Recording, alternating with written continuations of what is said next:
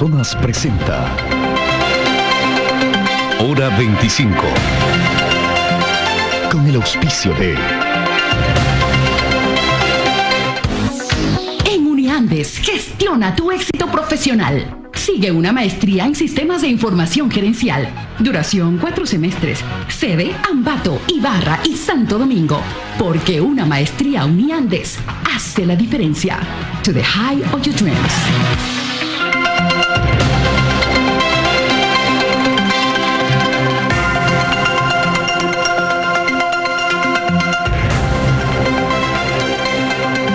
Buenas noches, saludos cordiales, gracias por acompañarnos. Este es el programa Hora 25. Por un tiempo aproximado de 20 años, el denominado socialismo del siglo XXI ha estado presente en América Latina. Cada país, como es natural, tiene su especificidad. Pero lo cierto es que el modelo de presencia estelar del Estado ha reinado en buena parte de la región. El fracaso de la izquierda se ha repetido 1000 veces. Se ha convertido a esta hora en un lugar común. Es una afirmación, sin embargo, que ya a esta hora nadie discute. Venezuela, Argentina, Brasil, Ecuador y Nicaragua son los modelos de ese desmoronamiento. Habrá que convenir que muchos de esos gobiernos que se llamaron de izquierda no eran precisamente de izquierda. Los gobiernos que implantaron bajo esta autodefinición tuvieron fundamentalmente circunstancias económicas favorables. Los precios del petróleo, de la soya, por ejemplo, en Argentina, de los minerales y el auge de las materias primas que se disparó con precios extraordinarios, permitió crear la sensación de prosperidad que se extendió por varios confines del continente. Subsidios, estados generosos y dinero fácil hizo aparentar un modelo exitoso. No se destinaron recursos para el ahorro y peor para desarrollar la producción. Cuando los precios bajaron, como fichas de dominó, también esos regímenes fueron cayendo. Y claro, el elemento común frente al desenfreno y la bonanza, esta bonanza cómoda, es que todos estos gobiernos se contaminaron de corrupción y descomposición democrática. Hoy vamos a hablar entonces de estos temas y para ello se han reunido alrededor de esta mesa los siguientes invitados. Augusto Barrera, exalcalde de Quito, está con nosotros. Nos acompaña también Fernando Bustamante, exministro del Interior. Y agradezco la participación de Miguel Carvajal, exministro de Defensa. Natalie, buenas noches. Buenas noches, Andrés, amigos televidentes. El continente actual está muy lejos de aquellos días en los que Chávez, Lula, Kirchner, Evo, Lugo y Correa parecían estar construyendo un proyecto regional común con una espalda política que era la suma ampliada de sus propias legitimidades y de los capitales que cada uno de ellos movilizaba. Pocos esperaban que, algunos años más tarde, la región se encontrara frente al actual deterioro económico e incluso democrático, y con sus instituciones de integración en crisis. Y aunque la corrupción no es un fenómeno ideológico, parece evidenciarse en los exponentes del llamado socialismo del siglo XXI. Unas debilidades institucionales que provocaron un territorio fértil para hechos ilícitos. Queremos la igualdad y la equidad. Ser autoridad es servir al pueblo. La patria ya no está en venta. El fracaso del socialismo del siglo XXI se debió principalmente a la corrupción, desgobierno, abusos y represiones que acabaron con lo que se pensó sería el gran momento suramericano. Se despilfarró el dinero de la bonanza minera, especialmente del petróleo. A principios del siglo XXI se dio una reacción continental contra la presencia del neoliberalismo y comenzaron a darse estos gobiernos del socialismo light o estos gobiernos así llamados progresistas que llevaron adelante algunas tareas similares, ampliación del Estado, redistribución y al mismo tiempo movilización social. Algunos de ellos, por desgracia, manchados por la corrupción. Ante eso ha habido en cambio un reflujo y ha comenzado a levantarse una ola de derecha en el continente. La mayor estrategia del socialismo del siglo XXI en la región fue una política de gasto, lo que hace que haya mayor cantidad de dinero en el mercado, aumentando la sensación de bienestar. Este surgimiento se dio a la par de una mejora en las condiciones económicas por una mejora en los precios de venta de los commodities que exporta Latinoamérica, el petróleo en particular, en el caso de Venezuela y Ecuador. Surgen con esa riqueza, ¿no?, ligados a el clásico ofertismo, ¿no?, el tinte populista, junto con este discurso revanchista, ¿no?, de revancha, ¿no?, de retaliación social. Se podría afirmar entonces que en un estado de bienestar se piensa en el corto plazo sin importar el futuro. Sea cual sea el país de estudio, el estado de bienestar fracasó, pese a la ilusión óptica que pueda crear en un inicio.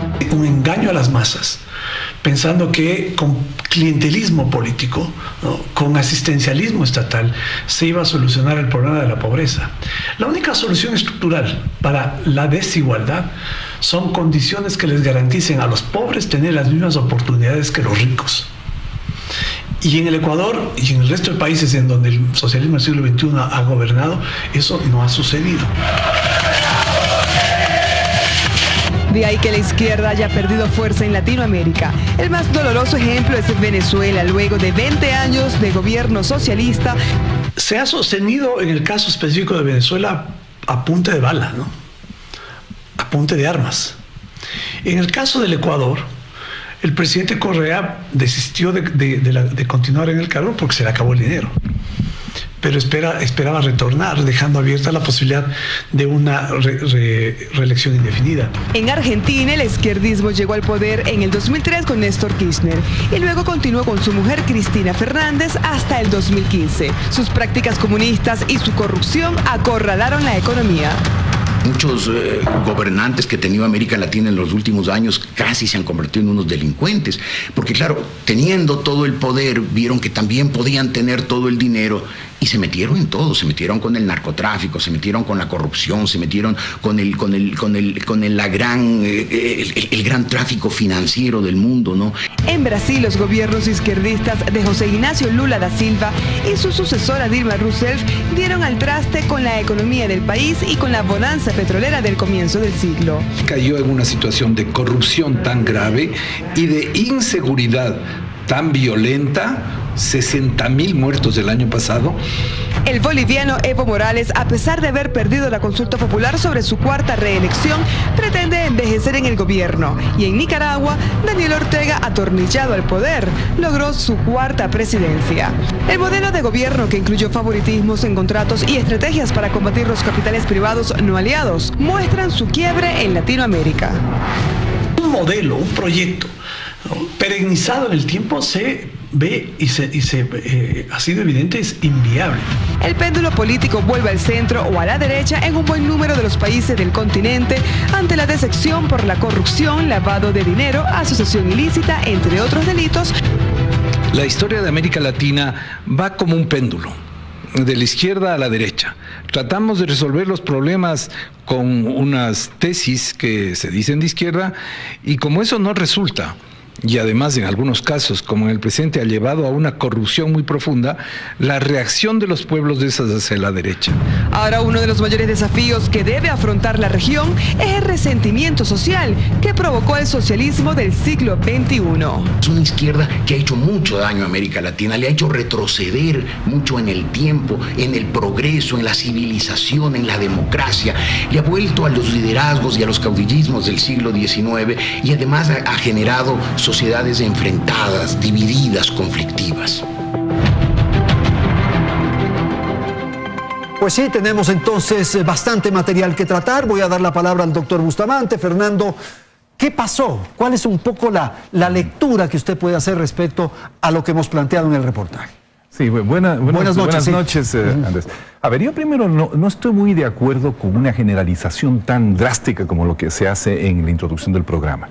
Primero, habría que ver cuáles son qué es la izquierda, ¿no? Y la izquierda no es solamente Maduro, no es solamente Ortega, no es solamente Correa.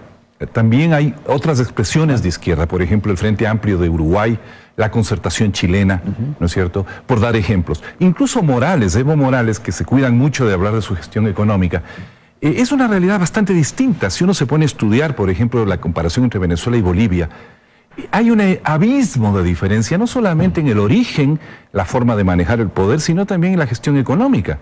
Bolivia no es un caso de fracaso económico, todo lo contrario. Todo lo contrario. No, ellos han aplicado una política de desarrollo prudente, incluso utilizando mecanismos de ahorro que ningún neoliberal podría objetar, ¿no? Eso es lo primero que quiero decir. Y lo segundo que quiero decir es que el panorama también es matizado en cuanto a los resultados o no de estos gobiernos de izquierda, sin negar, y por cierto que no hay que negar y no se puede negar los fenómenos de la degradación ética, los fenómenos de la concentración de poder, los fenómenos de la polarización, y eso es algo que toda izquierda razonable tiene que abocarse autocríticamente a pensar por qué y aprender algo, porque lo más terrible que yo veo es que ni la izquierda ni la derecha aprenden nada, ¿no? Porque cuando la derecha vuelve al poder, o vuelve a las mismas prácticas jurásicas de siempre, que fueron las que abrieron precisamente la brecha de legitimidad por la cual entró la izquierda, o caemos en extremos, como lo que podría estar ocurriendo, por desgracia, en el Brasil, y quién sabe en dónde más. Entonces, tenemos que tener mucho cuidado en las lecciones que se sacan. Primero, entrar a analizar aspecto por aspecto, caso por caso. El caso de Chile o de Uruguay, que han tenido largos periodos de gobierno de una izquierda de otro tipo, así es, pero izquierda al fin, que muestran resultados magníficos, ¿no? Tal vez lo que tendríamos es que a ver qué podemos aprender de lo que ha hecho bien la izquierda en el mundo para quedarnos con eso y descartar lo que ha hecho mal o muy mal. Perfecto, ¿no? Es esa izquierda exitosa frente a la izquierda que fracasó. Claro. Y los éxitos que han tenido, porque también los han tenido la izquierda radical, digamos, la que ha sido llamada, por ejemplo, hay que ver qué ha hecho Bolivia, ¿no? Aunque yo creo que Bolivia me hay que explicarla más por la cosmovisión andina y quichua que por los economistas, ¿no? Tal vez la suerte que han tenido ellos es que ha sido un campesino el que ha gobernado el país y no un economista. Ya, ok, doctor Barrera, buenas noches. Buenas noches, bueno, muchas gracias, Andrés, gracias por la invitación. Mira, yo creo que se parte de una premisa que es un poco falsa, ¿no? Y es esto de que hay izquierda porque hay unos comunistas que todavía andan por ahí. No es así. Históricamente, durante los últimos siglos, la izquierda enarbola precisamente las luchas por la justicia, por la inequidad, contra la explotación. Mientras tengamos unas condiciones materiales, objetivas, reales, de sociedades profundamente injustas, excluyentes, mientras tengamos depredación ambiental, mientras tengamos inequidad en la relación entre estamentos de la sociedad, sin duda tendremos tesis que pueden empujar esos cambios. No, incluso en los países... Esto es clarísimo en el mundo, eso es parte de la historia. En los países desarrollados, en los países Digo grandes, esto... También la izquierda puede... Evidentemente, digamos, esto es así, digamos, me parece que lo que ocurrió ahora con el Partido Demócrata y las elecciones en los Estados Unidos, lo que ocurre en algunos países europeos. Dicho esto, yo quiero decir que este fin de ciclo, yo sí creo que hay un fin de ciclo, no me parece que no hay, yo escucho a algunas personas que creen por automatismo, digamos, que hay que reaccionar, amerita un profundo ejercicio autocrítico. Pero ahí hay que hacer algunos señalamientos. Primero, este ciclo de la izquierda es inédito en la historia del continente. No es verdad, digamos, de que hay esta cosa péndulo, no funciona así, es decir, en muchos de los países la izquierda nunca fue una alternativa electoral de este tipo. Emergen efectivamente, tal como lo ha dicho Fernando, frente al desastre que implicó el desarrollo de políticas neoliberales. Es decir, no olvidemos el Caracazo y la crisis del modelo previo a Chávez. No olvidemos la situación de la dictadura y el periodo de Collor de Mello de Brasil y el impeachment. No olvidemos la situación del país que expulsó tanta gente. A lo que voy es que esta idea, digamos, de aproximarnos como una especie de buenos y malos, entonces esta es la corrupción solamente en este sector y esta es la crisis, no es así. Bajémonos de ese análisis, bajémonos de esta idea. Son hechos objetivos. Absolutamente objetivos, y esos son los que me parece que hay que analizar. Resumo, creo que amerita precisamente construir una agenda dura, profundamente autocrítica, en donde está el tema de la ética, pero yo no estoy de acuerdo con que toda la militancia de izquierda pueda ser asimilable a hechos de corrupción, como estoy completamente seguro que hay gobiernos, personas e individuos de la derecha que han tenido esos y peores situaciones. Pero es que con la bandera de la izquierda se provocaron estas cosas. Eso estoy de acuerdo. Y la tragedia es que nos quitaron, digamos, exactamente, pero entonces el esfuerzo, Andrés, sin duda, es poder enfrentar eso. Yo en eso coincido plenamente. Es imposible reformular un proyecto de futuro que no recupere la ética. Hay que repensar la forma de un Estado que sea inteligente, que no sea burocrático, que no sea autoritario. Quienes hemos estado en la izquierda venimos de una tradición democrática, colectiva, de dirección colectiva, no de dueños de los partidos. Esos valores neopatrimoniales son propios de la derecha. No podemos pensar en que la gente es una masa amorfa de personas. Recuperemos la propia libertad individual como proyecto de vida, como una tesis de la izquierda. Okay, gracias, entonces, doctor. Yo creo que esos son los elementos que hay que discutir. Miguel Carvajal, por favor. Gracias, buenas noches, Andrés, por la invitación. Buenas noches. Yo quiero coincidir mucho con lo que acaba de decir Fernando, Augusto, y expresar algunas diferencias también con el enfoque. El enfoque. No voy a repetir lo que se ha dicho porque suscribo en buena medida. Nosotros creo que debemos salir de una trampa, la trampa de los buenos y los malos. La izquierda ahora sinónimo de corrupción, hace 10 años toda la derecha sinónimo de corrupción. Creo que eso es un argumento tramposo, que sirve básicamente para aglutinar posiciones políticas. Ahora somos nosotros los buenos, los anteriores eran los malos. Todo el periodo, llamémoslo así, de las derechas, con sus resultados económicos, sociales de degradación, ahora ya no nos acordamos, ¿no? Y esto no quiere decir que haya que soslayar los problemas graves de la izquierda, primero en sus gobiernos. Primera observación. Segunda observación. Cuando hablamos de izquierda, hablamos de izquierdas plural, en plural. Y cuando hemos hablado de los gobiernos progresistas, que es una connotación más amplia que la izquierda, hablamos de muchas más pluralidades. Yo creo que hay que hablar de estos sectores progresistas de la izquierda, porque muchos de los gobiernos progresistas, inclusive algunos autodefinidos de socialistas, algunos que dejaron de hablar del socialismo hace mucho rato, son en realidad coaliciones en donde convergieron sectores de izquierda, organizadas, no organizadas, sectores de centro y algunos sectores que nunca estuvieron interesados con una política de izquierda. Esa es la verdad, ¿sí? Y evidentemente se degeneró una serie de procesos que yo sí creo tiene varios valores progresistas y democráticos. El haber reducido la pobreza en la región, creo que es un valor importante que hay que reconocerlo.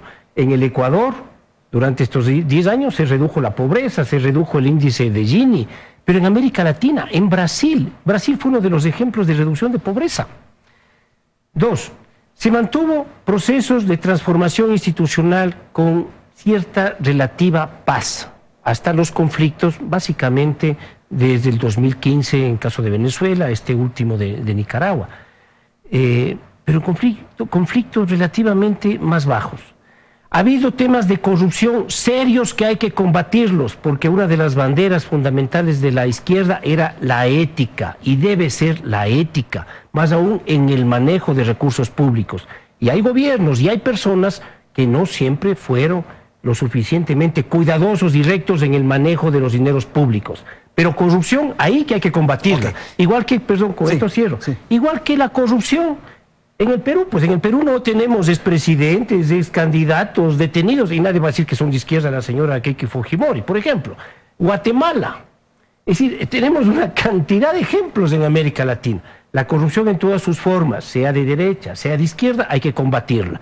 Pero evitemos este juego maniqueo y ahora decir la izquierda es la corrupción y nos olvidamos que este es un problema de la democracia y la calidad de la democracia. Lo cierto es que este modelo, que tiene todos estos elementos que ustedes han referido, Fernando, este modelo colapsó. Colapsó.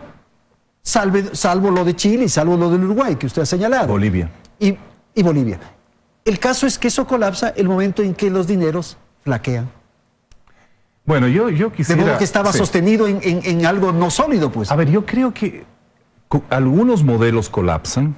Creo que el de Venezuela y el de Nicaragua son los dos más dramáticos. Brasil es también una situación complicada, pero va más por el lado de la política. Sí, claro. Y lo de Brasil tiene unas consecuencias escalofriantes que podríamos estar contemplando en los próximos meses. Pero yo quisiera recalcar algo que decía Miguel, y yo creo que entre las autocríticas que tiene que hacerse la izquierda, tal vez una de las más severas, es el uso del estilo ideológico maniqueo. Aquí ha sido una señal de identidad izquierdista tener una posición de blanco y negro, de buenos y malos, de santos y perversos. De amigo enemigo. Y creo que la izquierda está cosechando algo que sembró. Claro. El odio que ahora a veces lamentamos que se expresa hacia la izquierda o algunos de los personeros de la izquierda, yo creo que, aunque no está bien ganado está. Sí. ¿No? Obviamente cada uno es dueño de sus propios sentimientos y de sus propias iras, pero ciertamente que hay un factor ahí. Pero otra cosa, el maniqueísmo tampoco lo inventó la izquierda. El maniqueísmo es un rasgo de nuestra cultura política. No solamente la izquierda ha sido maniquea, ¿no? Yo creo que todos los sectores políticos e ideológicos en este país de alguna manera se han amamantado de esa mala leche, ¿no? Y tal vez es el tiempo de que nos sentemos y digamos, aquí no se trata de dar vuelta a la tortilla. No se trata de que los que insultaban antes sean insultados ahora. No se trata de que los que robaban antes ahora roban otros.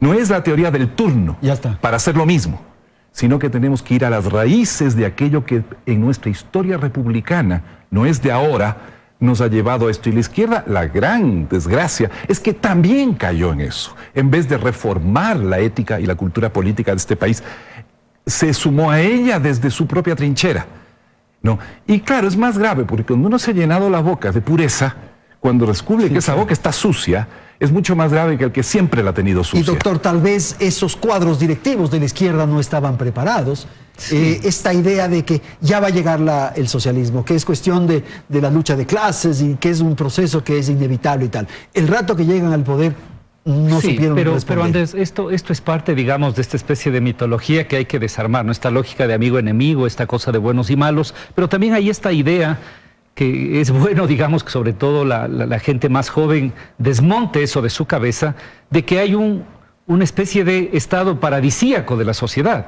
¿no? Que es un poco parte de las ideas del viejo comunismo, digamos, un poco estalinista, que uno va a llegar a un momento de la sociedad de la felicidad total, que es muy parecido en términos conceptuales a la idea del pensamiento único también del neoliberalismo, digamos, ¿no? Bueno, la historia no es así.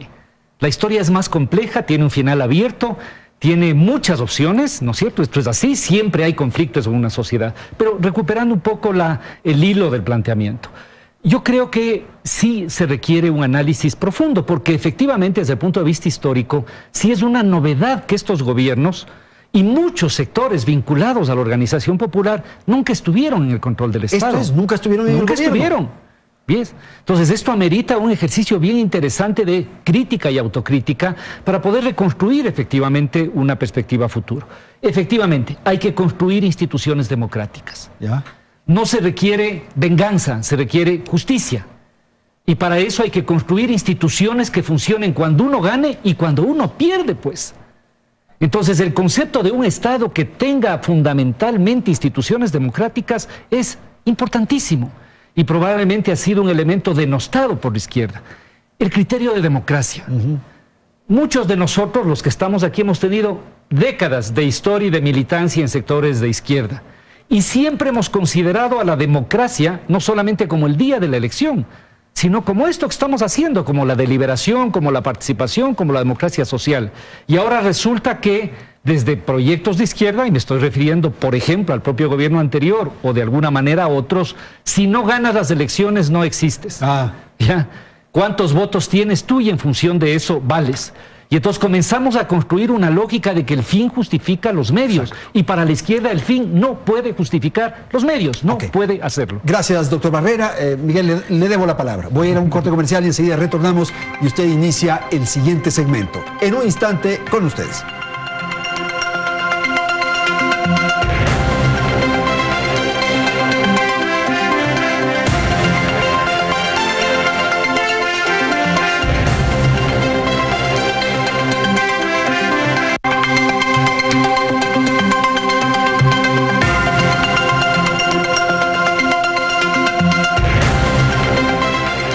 transformación del mapa político a cargo del socialismo del siglo XXI en Latinoamérica comenzó en 1998 con la victoria de Hugo Chávez en Venezuela.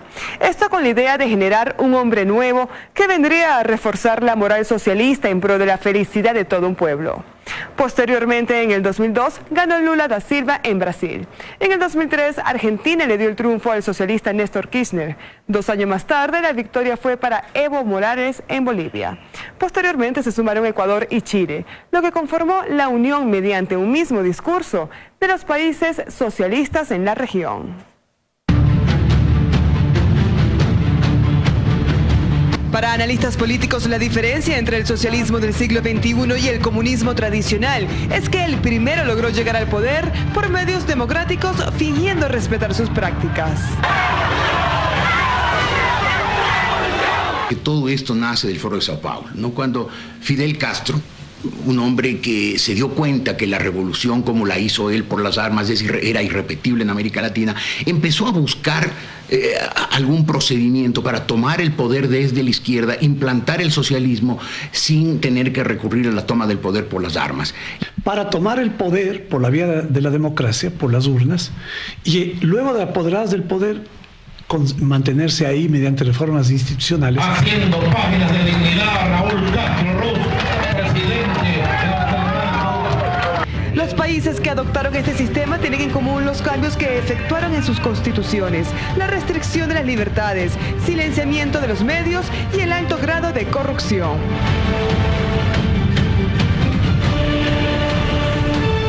El proyecto que resalta la figura del hombre nuevo fue enmarcado dentro del denominado Foro de Sao Paulo, que fue el libreto que utilizaron los líderes del socialismo del siglo XXI para implementar su modelo de izquierda en América Latina. Tiene además como un elemento, ¿no?, el de la solidaridad entre todos ellos. Ve usted cómo se defienden. Es decir, esta franquicia, ¿no?, en donde no hay un referente ético ni un sentido de autocrítica, estaba fundamentalmente centrada en el hecho de que se iba a hacer la revolución desde los gobiernos.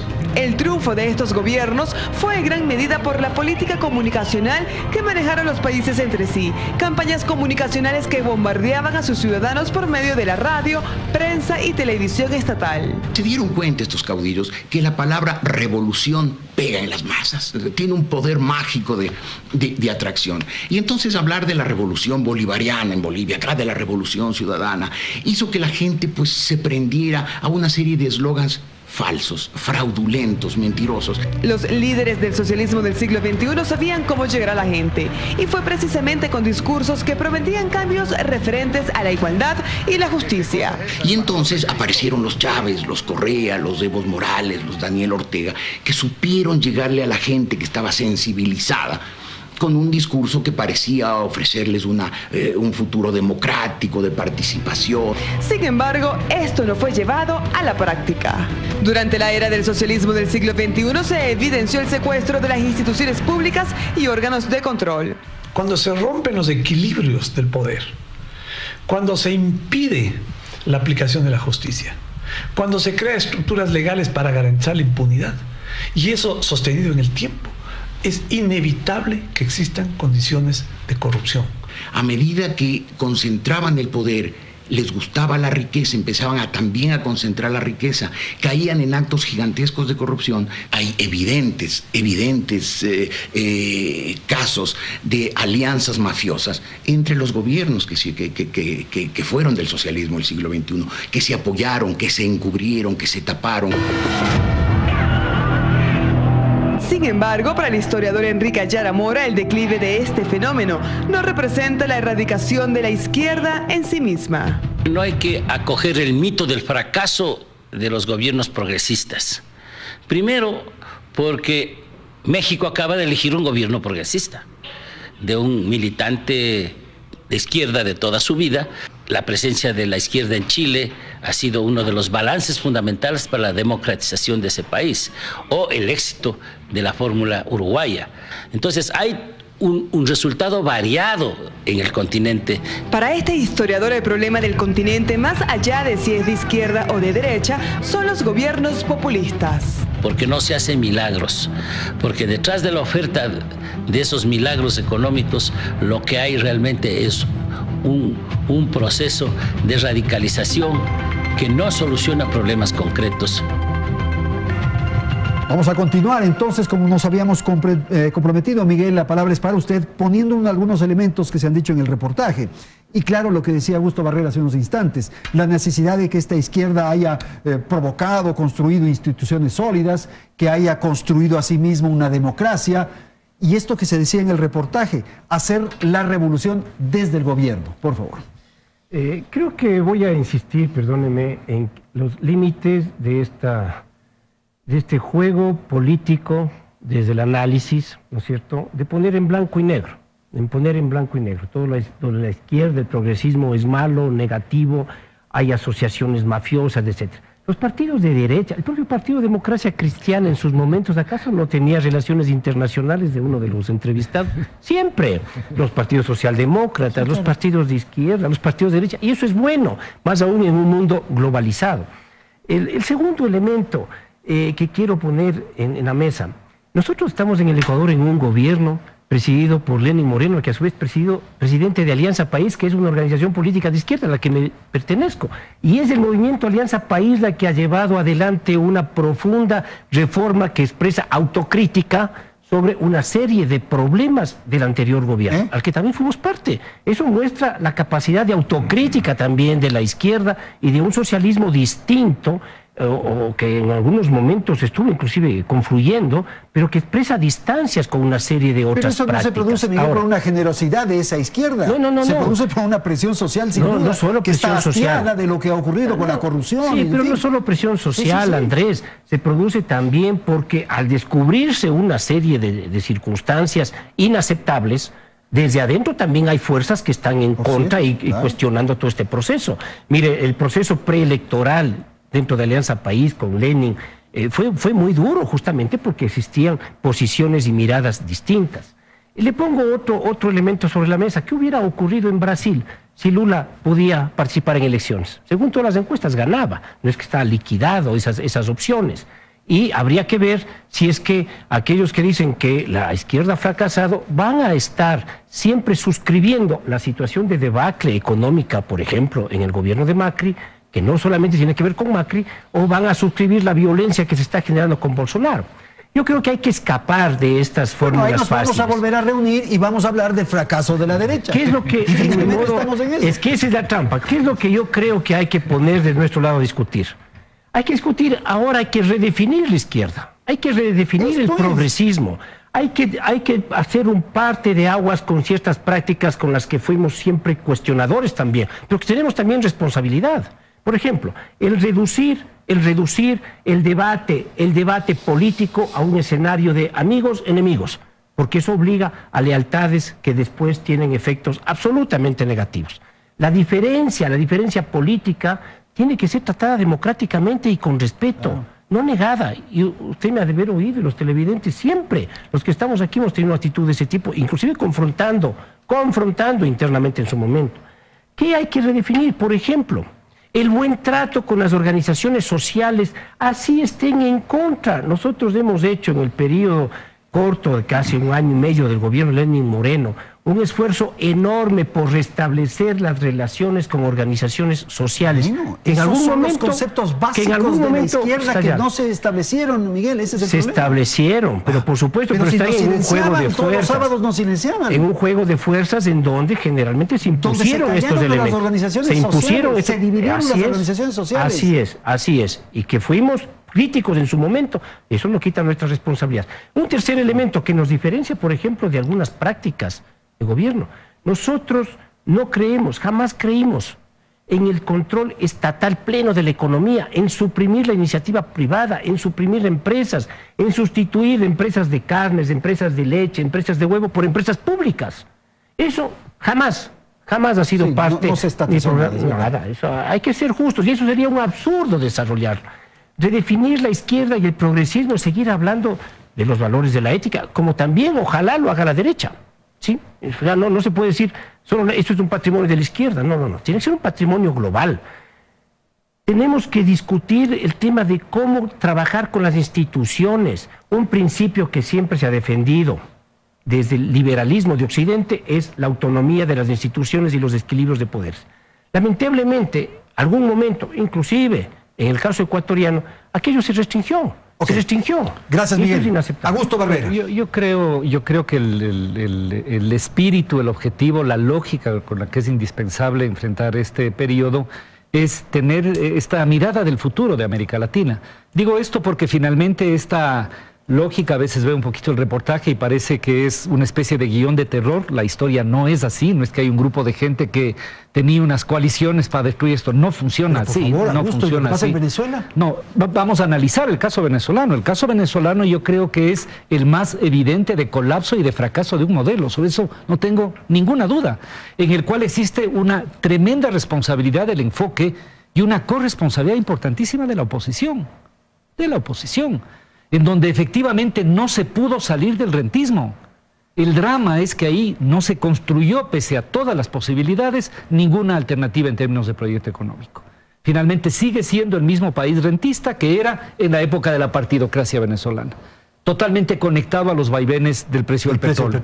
Se destruyó la institucionalidad. Ese es un modelo que está asentado fundamentalmente en un protagonismo de las Fuerzas Armadas y en una especie de 3 estados paralelos. Yo soy claramente crítico respecto de eso. Asumamos esos elementos para construir efectivamente una perspectiva futura. Porque yo tengo una concepción del futuro y una concepción de la sociedad. Y reivindico que efectivamente en la historia de los países y de los pueblos la izquierda ha conquistado enormes derechos. Y es perfectamente vigente. Y creo que la responsabilidad en este momento es construirse como una alternativa, porque si no, vamos a Macri, o vamos a Bolsonaro, o vamos a esas alternativas. Es legítimo que las sociedades se replanteen con estos elementos. Tal vez cierre una idea. Sí. Yo creo que uno muy importante tiene que ver con el proyecto económico, con el modelo económico. Porque no solamente, Andrés, que en el caso ecuatoriano no se estatizó, sino que efectivamente no se desarrollaron dinámicas y estructuras de propiedad a nivel intermedio y mediano y pequeño. Cuando tú miras lo que ocurrió con grandes sectores empresariales a lo largo de estos 10 años, perdóname, casi todos crecieron y mucho. Y lo que no tienes es un proceso de dinamización de la capacidad productiva en un país que es fundamentalmente de productores. Entonces necesitamos reconstruir un acuerdo claro con fuerzas productivas. Necesitamos mejorar con innovación la capacidad del productor ecuatoriano. Claro. Eso debe ser parte de una agenda de futuro de la izquierda ecuatoriana. Esta idea que con frecuencia se repite en el sentido de que los gobiernos de derecha hacen el dinero y los gobiernos de izquierda gastan el dinero. Yo insisto un poco en la tesis de que, claro, esta bonanza económica que se registró por el tema de las materias primas fue la que condujo a esto que vivimos. El momento en que se acabó, bajaron y se cayeron esos gobiernos. Sí, bueno, en el caso en que se han caído o han bajado, ¿no? Porque hay, como insisto, por ejemplo, Bolivia tuvo un enfoque totalmente distinto de capitalizar las rentas de los productos de exportación, por ejemplo, y Chile ha tenido su propia política muy distinta. Pero yo sí quisiera referirme a otro tema que está en el debate de esta autocrítica que nos invita Augusto y creo que todos queremos hacer. Y creo que la responsabilidad política una de las responsabilidades políticas más importantes que tiene el progresismo este rato es precisamente asumir responsablemente sus errores y pensar sobre sus raíces, sobre por qué. Porque no basta con rasgar vestiduras, no basta con los autos de fe, no basta con la judicialización, no basta con la quema de brujas. Es necesario ir a la raíz de por qué en nuestra vida republicana ciertas cosas vuelven continuamente, ¿no es cierto?, como una novela de García Márquez y que continuamente retornan, no importa quién sea el actor, ¿no? Y yo creo que una de las cosas que hay que entrar es a ver el tema, por ejemplo, de la corrupción, de la ética pública, porque nadie se ha puesto a pensar, que yo sepa, al menos públicamente, por qué es tan prevaleciente. ¿Por qué es tan inerradicable? ¿Por qué es tan fácil que caigamos en esas tentaciones? ¿Y cuál es verdaderamente el origen de esto? Mire, en medicina, si uno encuentra que uno le da tratamiento y le da tratamiento a una enfermedad y no se cura, es porque no está bien diagnosticada. Claro. ¿No es cierto? Y aquí yo creo que no está bien diagnosticado. Varios temas. El tema de la desinstitucionalización no está bien, porque continuamente todos los esfuerzos de institucionalización que hacen en este país encallan irremediablemente. Y ahora también está pasando, perdón que lo diga, ¿no? ¿Por qué las mismas prácticas que se censuraban en la derecha se censuran en la izquierda y luego se censuran en lo que viene después? ¿No? Como quiera que se lo quiera llamar, ¿no? ¿Por qué? ¿Qué es esto de la falta de institucionalidad? ¿Por qué no es posible, por ejemplo, tener una institucionalidad del estilo uruguayo, del estilo costarricense, ¿no? ¿Por qué no puede haber instituciones imparciales, justas, confiables? ¿Por qué no podemos tener una justicia independiente? Porque esos gobiernos no fueron democráticos. No, pero es que esto viene de antes. ¿Usted cree que le metieron la mano en las justicias de Correa? Perdona, la historia de este país es la historia de la Pichicorte y la historia de los jueces reuniéndose con Félix Cordero. No, yo estoy de acuerdo. Es una tragedia porque si los otros no pudieron y estos que vinieron a salvar tampoco pudieron. Y entonces la pregunta que viene es ¿por qué nadie puede? ¿Por qué ni antes, ni ahora, ni después? Porque si no vamos a seguir dando la misma vuelta en círculos. Y yo creo que hay que proponer ideas. Yo tengo algunas. Yo, por ejemplo, creo, lo he dicho en una columna pequeñita que tengo en el Telégrafo, y agradezco al Telégrafo que me da la oportunidad de hacerlo, de que sí hay una institucionalidad, pero es inconfesable. Porque eso es lo interesante. Pero yo creo que existe una institucionalidad que nos acompaña desde la época de la colonia, pero no podemos decirla públicamente, ¿no?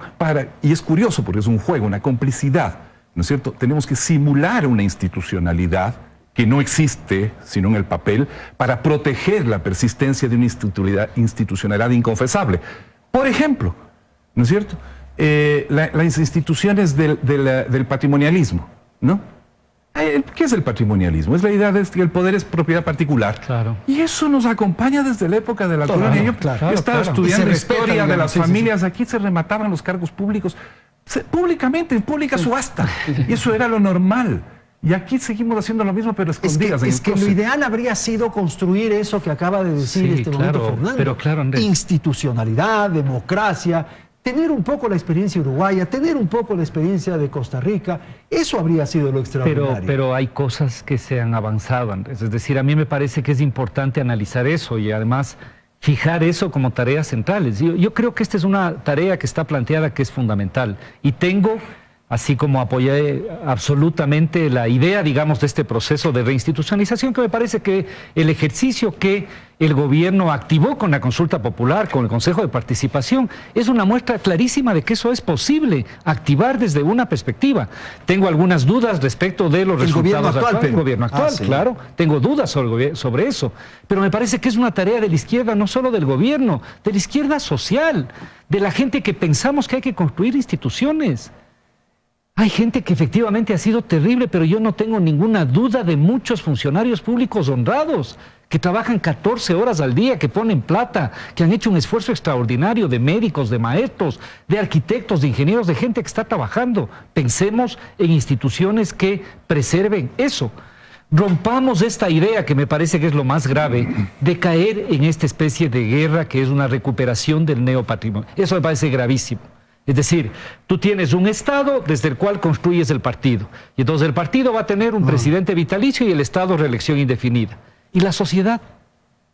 Esto que para nosotros es el elemento de inspiración de un proyecto de cambio, que es la diversidad social. La gente, las personas, los movimientos, las organizaciones quedaron tremendamente anuladas. Yo creo que un elemento gravísimo del ciclo de algunos de estos movimientos, el caso venezolano, el propio caso brasileño, es una profunda ruptura con la sociedad. Porque si te peleas con los indígenas, con los médicos, con los maestros, con los periodistas, con los estudiantes, perdóname, ¿qué es lo que tienes del otro lado? Tienes una especie de iluminado que es el eterno dueño de la razón. Parece esos programas de siempre gano, ¿no? Esto no puede funcionar así. La historia no funciona así. La historia tiene que funcionar con razones, con evidencias, con criterios y con debate. Y ese es el tipo de elemento que debemos impulsar. Vamos a la publicidad y retornamos en un instante.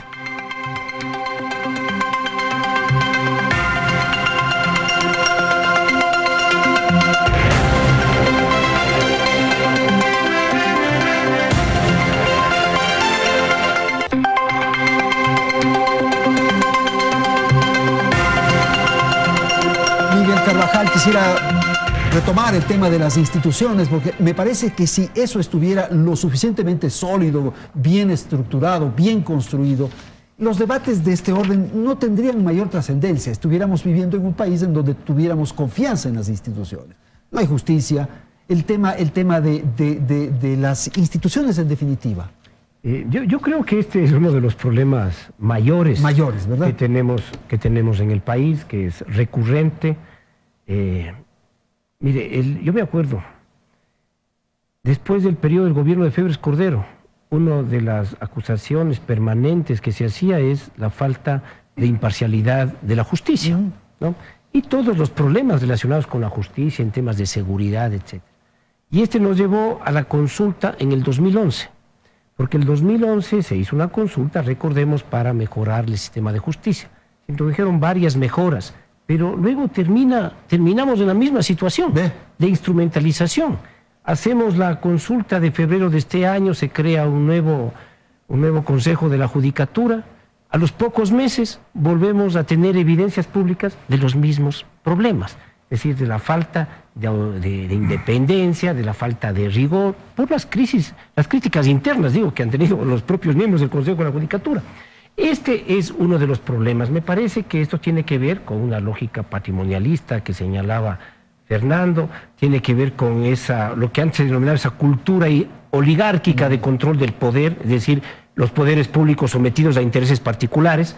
Y resulta que eso no es solamente de los grupos económicos tradicionales fuertes, sino que también fue usado, ¿no es cierto?, por cualquier grupo económico o político que tenga acceso al poder. Y yo creo que es uno de los problemas claves que hay que enfrentar. ¿Por qué? Porque tiene que ver con la madurez democrática, tiene que ver con la calidad de la democracia en el país, con la calidad de la democracia, en donde podamos tener los mecanismos claros, en donde las diferencias sean tratadas, pero no solamente que las diferencias sean tratadas con respeto, sin denigración, sin esta reducción a lo blanco y negro, tú eres mi amigo, o de tratarte como enemigo si piensas distinto.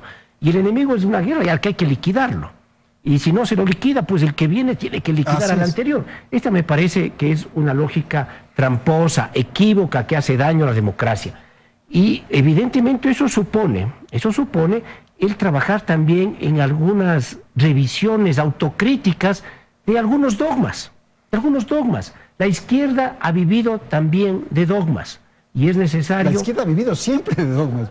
Yo creo que ha vivido la izquierda, la derecha, todos hemos vivido de dogmas. Un dogma es el mercado con sus capacidades mágicas de resolver todo. Un dogma es el Estado con su capacidad de resolver todo para la izquierda o para la derecha.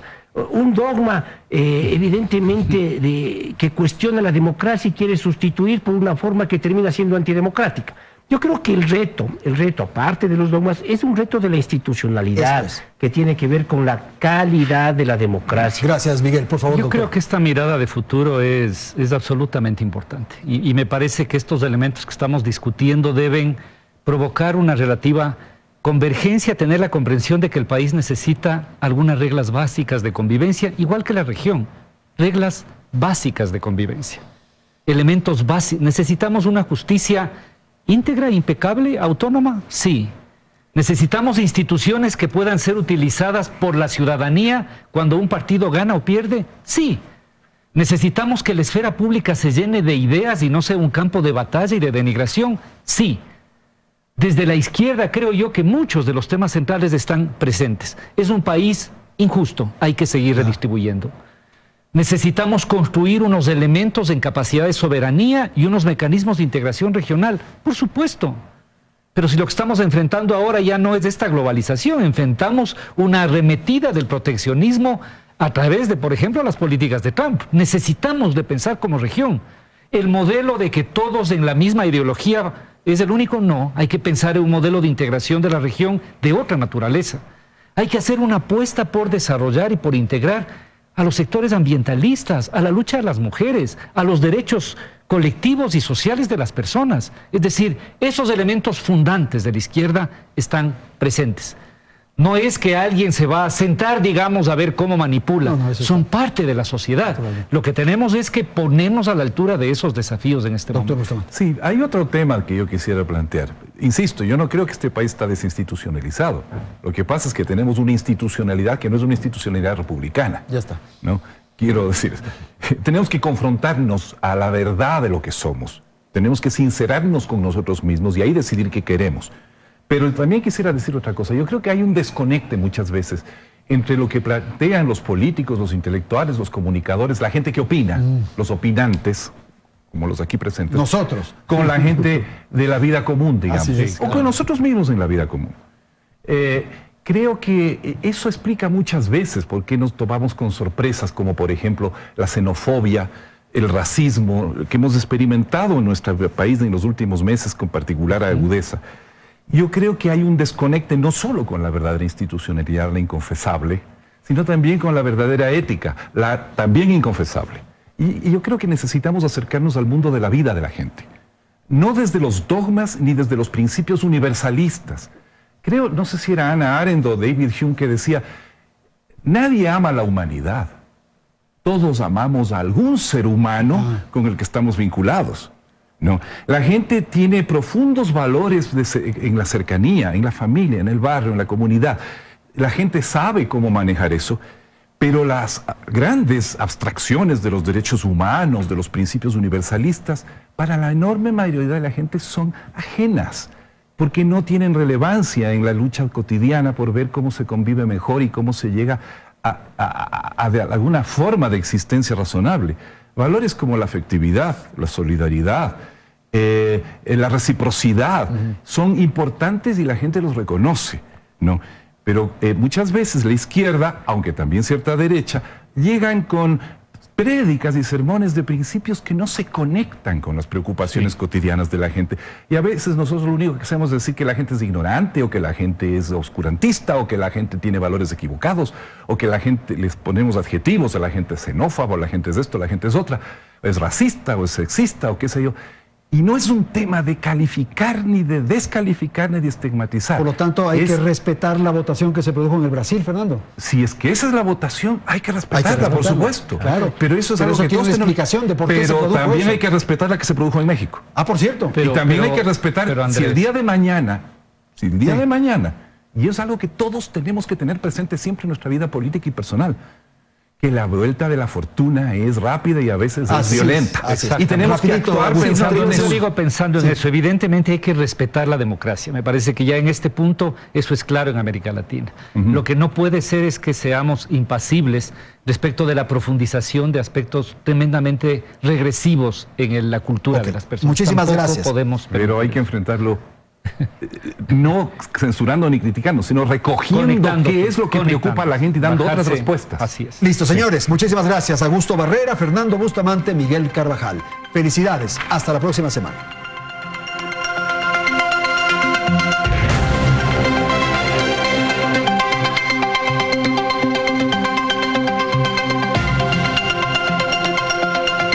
Teleamazonas presentó Hora 25. Con el auspicio de